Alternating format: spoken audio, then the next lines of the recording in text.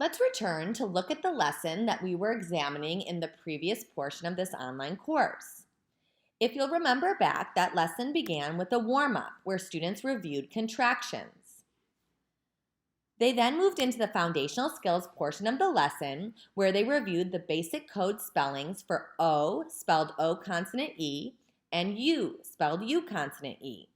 Students practiced these sound spelling correspondences through chaining and an activity book page where they read two-syllable words. There was also a portion of the lesson on tricky words. Finally, students moved into the reading portion of the lesson where they read the story The Milk and Partners from their student reader. This story contained the sound spelling focus of the lesson. Let's now take a look at the additional support activities that are provided to help support students that might be struggling in any of these areas of the lesson. First, we have wiggle cards. Wiggle cards describe a motion or activity that students can act out. So students read the cards in their head and then they act out what they've read.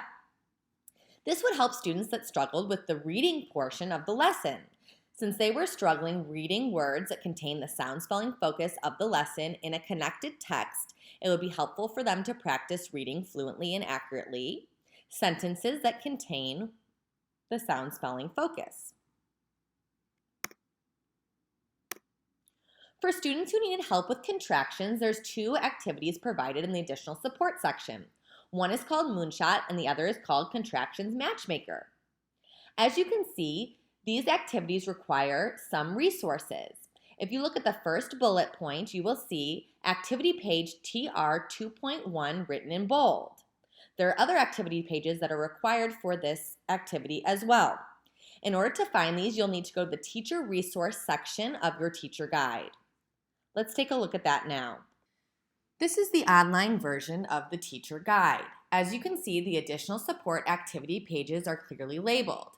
If I scroll down to TR 2.1, I will see the resource that I just referenced for the contraction activity. Here is TR 2.1, which is the Moonshot game board.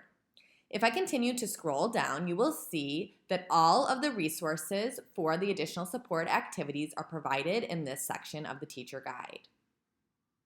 Finally, for students who are struggling with the foundational skills components of the lesson and needed more help with split diagraphs, there are additional support activities provided for them as well. This section ends with a list of sentences and phrases that contain the sound spelling correspondences that were the focus of the lesson.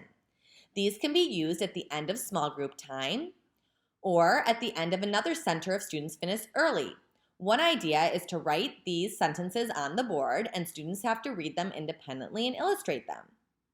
As you can see, there's lots of resources provided to allow students additional practice in order to master the objectives of the lesson. Since these activities do require some advanced preparation, we recommend using the data from